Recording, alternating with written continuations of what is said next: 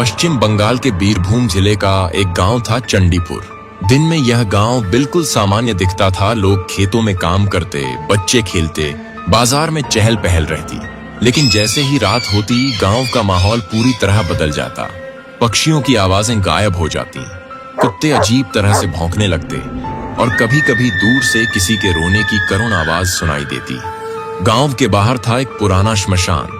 लोग कहते थे कि वहां की हर ईंट, हर पेड़ अनगिनत आत्माओं का गवाह है। सदियों पहले वहां राज परिवार का अंतिम संस्कार किया जाता था। कहते हैं एक राजा की पत्नी को जिंदा अग्नि में फेंक दिया गया था। मरते समय उसने श्राप दिया था, जो भी अमावस्या की रात इस श्मशान को देखेगा वो कभी लौटकर जीवित नहीं जाएगा। उस रात के बाद से श्मशान अभिशप्त माना जाने लगा। एक शाम गांव की चाय की दुकान पर 3 दोस्त बैठे थे, सजीब, अजय और विक्रम।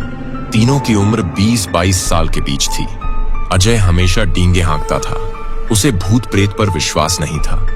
विक्रम भी सब कुछ मजाक समझता, लेकिन सजीब थोड़ा शांत स्वभाव का था और इन बातों से डरता था। बातों ही बातों में जब श्मशान का जिक्र आया तो अजय बोला, भूत प्रेत जैसी कोई चीज नहीं होती। अगर हिम्मत है तो अमावस्या की रात श्मशान चलते हैं।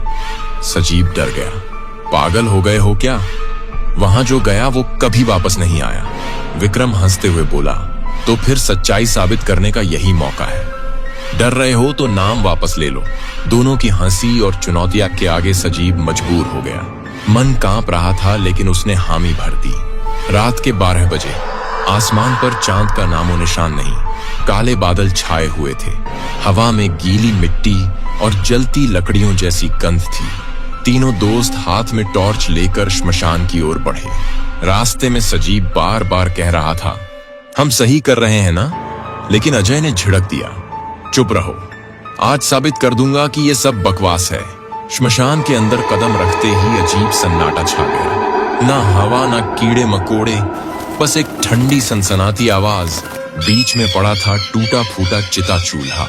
सालों से उसमें कोई अग्नि नहीं जली थी, लेकिन अचानक उसके भीतर से निकली लालचट रोशनी। कोई आग नहीं थी, फिर भी वो जल रहा था। विक्रम हैरान होकर बोला, ये कैसे मुमकिन है? और तभी चारों ओर से गूंज उठी चीखें, औरतों की, बच्चों की, बूढ़ों की, जैसे सैकड़ों आत्माएं एक साथ रो रही हों।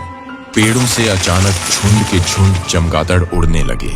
घने कोहरे के बीच से एक औरत निकली, सफेद साड़ी, लंबे भीगे बाल जमीन पर घिसटते हुए, आंखों में पुतलियां नहीं और चेहरा धीरे धीरे फटता जा रहा था। उसकी फुसफुसाती आवाज गूंजी, किसने मेरी नींद तोड़ी?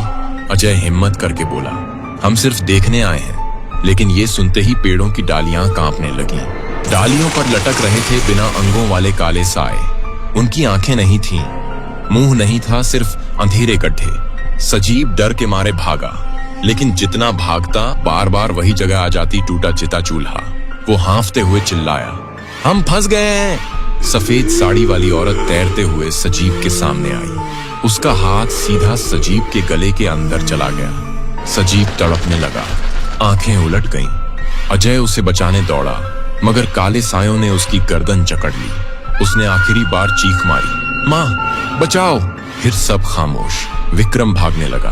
अचानक उसके सामने आग की दीवार खड़ी हो गई। वो उसमें कूदा और पलक झपकते ही राख में बदल गया। सुबह जब गांव वाले पहुंचे तो उनके होश उड़ गए। अजय और विक्रम की लाशें राख में दबी हुई थीं, आंखें खाली, चेहरे विकृत, लेकिन सजीब का कोई निशान नहीं था। गांव के बुजुर्ग बोले, वो तो श्राप में समा गया, श्मशान ने उसे निगल लिया। आज भी हर अमावस्या की रात श्मशान से एक दर्दनाक आवाज आती है, मुझे यहाँ से बाहर निकालो, मैं अब भी जिंदा हूँ। गांव वाले मानते हैं वो सजीब की आत्मा है। वो आज भी उस चंडीपुर के श्रापित श्मशान में कैद है।